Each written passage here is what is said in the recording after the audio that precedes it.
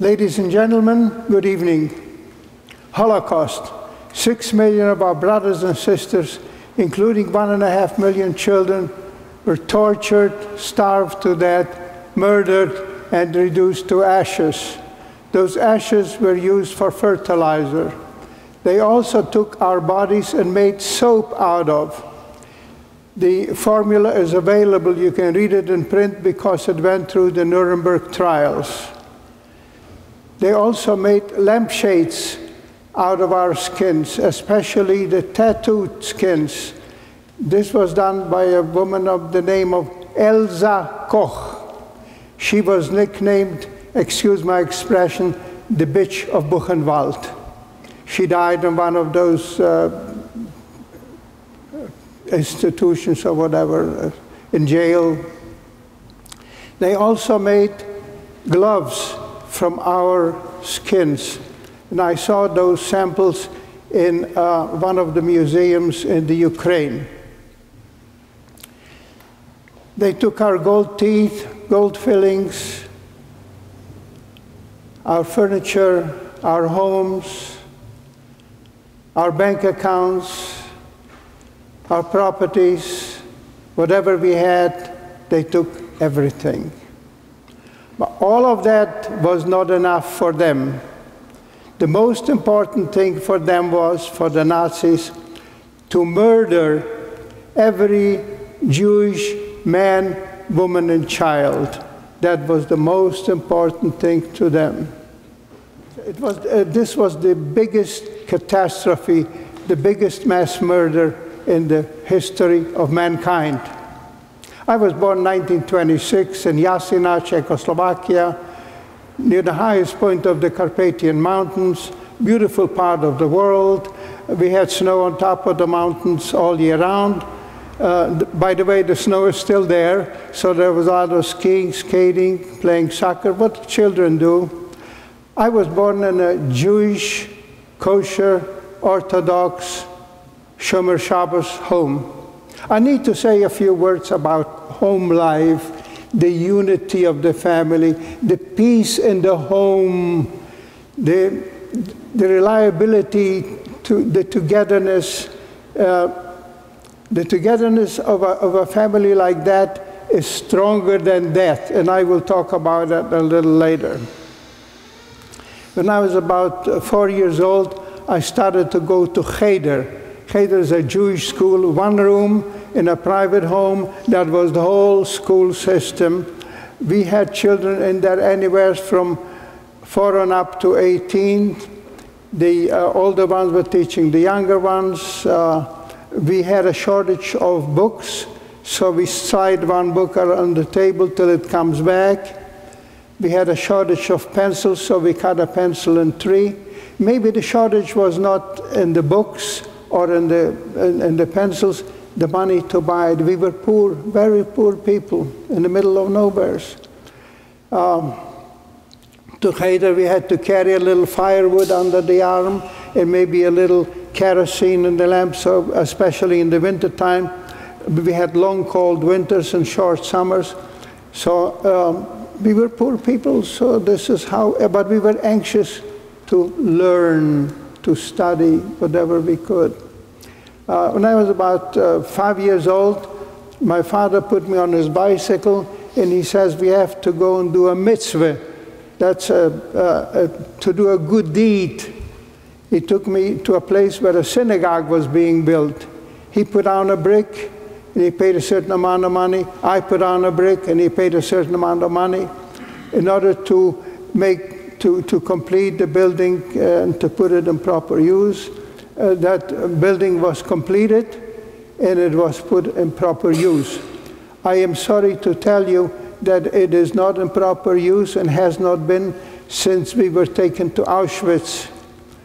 And my father told me, whenever there is something important done in the community, every one of us has to take part in it. And I followed his instructions then, and I will follow his instructions till the rest of my life. I need to tell you, he was murdered in Auschwitz. I was getting to be 6 years old.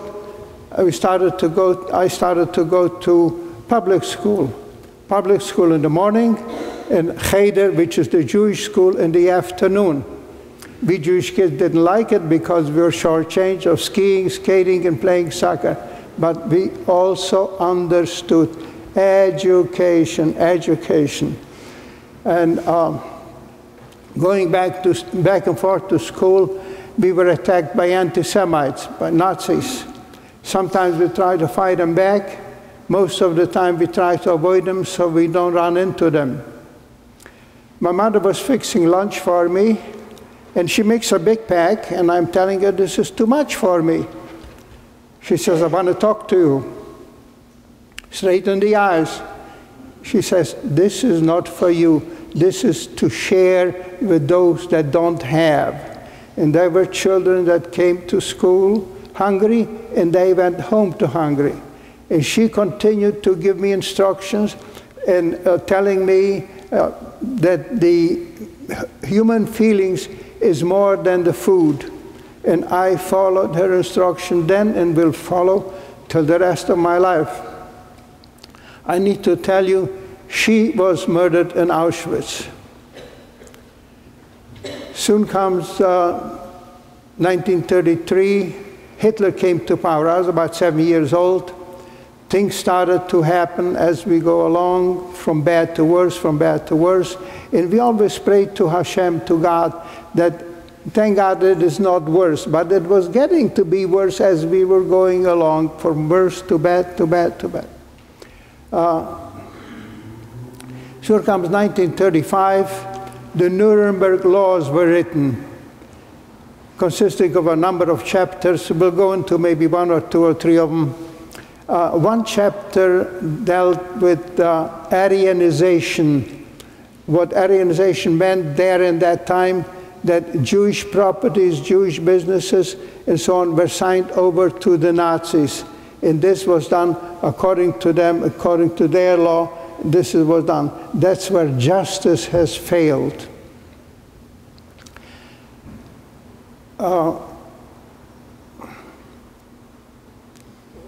At my age, this is what happens.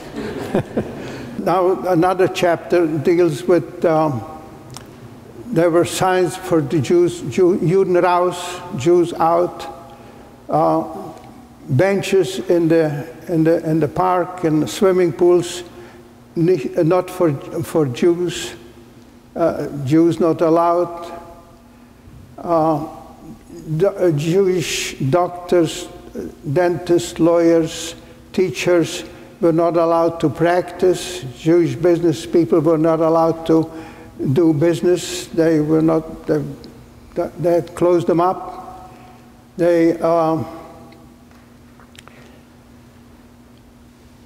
We Jewish children were kicked out of school. I was kicked out of school when I was about 11 years old, no more education.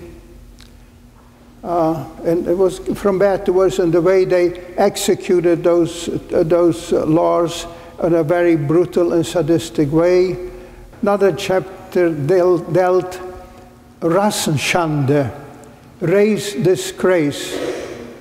To them it was a very important thing. Race disgrace was highly punishable, where Jewish people were not allowed to have certain relationships with non-Jews, such as sexual relationships, intermarriages, and so on. It was highly punishable. Soon comes 1938, Anschluss. The Nazis marched into Austria, where they were greeted with open arms, kisses, flowers, and so on, because there were plenty of Nazis in Austria at that time. They rounded up Jewish people, take them to concentration camps for a one-way trip. They made them scrub sidewalks and toilets with hand brushes and toothbrushes on their knees. They were kicking them, spitting at them, urinating on their heads. It was a little turn point at that time. The same year, 1938, November the 9th on to the 10th, Kristallnacht. What was happening? Jewish homes, Jewish businesses were broken in. vandalized, Jewish people taken to concentration camp in the thousands. Jewish artifacts were thrown on fire, Jewish books, whatever, everything that belonged to the Jewish people, just throw it on fire. Jewish people murdered in the streets. Synagogues were burning. Historians are telling us that hundreds and hundreds of synagogues burned that same night, November the 9th on to the 10th, and the free world does nothing. After that, a short time after that, Hitler made a speech, and a lot of people showed up to his speech. Everybody cheered him. Heil Hitler, you're doing a good job, go and get him, you're terrific, you're the best in the world. Among so many people that showed up to that speech, not one of them lifted their hands to say, what are we doing here? Taking our neighbors to concentration camps, beating them in the streets, putting their synagogues on fire? Nobody said one word. They all kept on cheering him, Heil Hitler, you're doing a good job. Well, one of their reasoning, the way they were thinking, or the reason they were thinking that way, is as soon as we were taken out of our homes, they moved in, they used our homes, our furniture, our businesses, our properties. So to them it was financially very good, economically. So that's why they told Hitler to take the Jews, but don't bring them back, because you're doing a good job. So they just kept on encouraging Hitler to keep on doing what he is doing. That gave Hitler a lot of encouragement. And he started negotiate land for peace, Lebensraum in the German language, Lebensraum. He didn't have enough room to live in Germany. So he was starting out with Sudetenland. It was part of Czechoslovakia and the most western part of the old map of Czechoslovakia. So at that time we had our president of Czechoslovakia, a man by the name of Dr. Eduard Beneš. He told the free world that if Hitler will get land, it will not be peace, it will be war. Sure enough, that's exactly what happened. Hitler got Sudetenland. He was not satisfied. He got into going towards east, Bohemia, Moravia, part of Czechoslovakia where we lived, which the Carpathians. He gave that to the Ukrainians with the understanding and agreement that the Jewish people have to be liquidated. Liquidation means killing.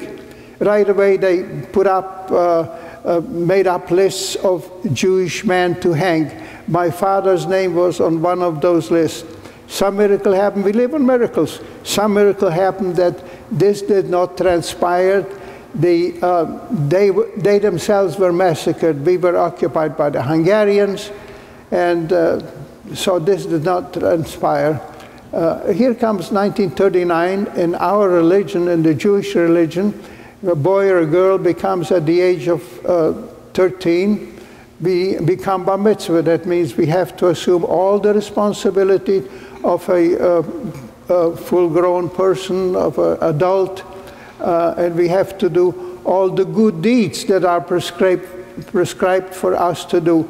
And there's not too many, just 613, so we have a good supply. We have a good supply. So this is, so I had a teacher teaching me by bar mitzvah. We did my bar mitzvah ahead of time. We didn't wait for the right time to come, so we did it about 2 months ahead of time or so, because we knew that we may not be able to do it when the right time comes. I had a wonderful teacher. He was a genius of a man. And whatever he taught me 80 some odd years ago, I still, not only do I remember what he taught me, I'm still practicing, and I will practice for the rest of my life. I need to tell you, he was murdered in Auschwitz. 1939, the Wehrmacht, which is the armed forces of the Third Reich at that time, attacked Poland. Poland capitulated in approximately 30 days. It was frightening what was going on. And again, the free world does nothing. That gave Hitler more encouragement and more people to fight for him, whether they liked it or not. If they didn't like it, he got rid of them. So he got more slaves and more people and more ammunition, to a point where he got into the Scandinavian countries, into France, Belgium, and so on. And again, the free world is out for a 3-martini lunch, having a good time. That gave Hitler more and more slaves, more and more men to fight for him, more ammunition. So he got an idea to get into the Soviet Union. It was a big undertaking.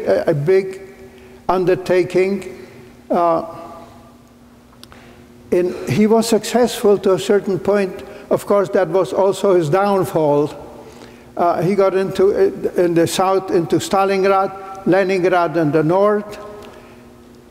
Leningrad was encircled, and they wouldn't let any food into to the city of Leningrad, and people were dying of starvation. That news came to Hitler, and he said, this is not enough. He wants to have millions, how many millions of people to die of starvation in Leningrad.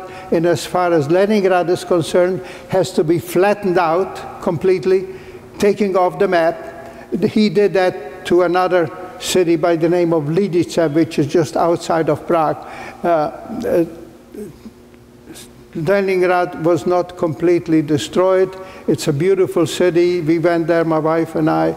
They rebuilt, and even the synagogue was rebuilt and reconstructed, whatever needed to be done. But this is what he said, that Leningrad has to be flattened out, taking off the map. Here comes 1940. They rounded up all Jewish men, including my father, to go to slave labor called munkotabor, this Hungarian word, where they used them, worked them day and night, starvation, beatings, torture, sadistic things, what they could do to them. They also used Jewish men to be mine sweepers, to sweep the mines. There were some territories that were mined, and they wanted to get through, so they used the Jewish men to explode those mines, and they were all killed, of course. Jewish life was cheap, so this is what they did with the Jewish slave laborers. We teenagers at home had to go to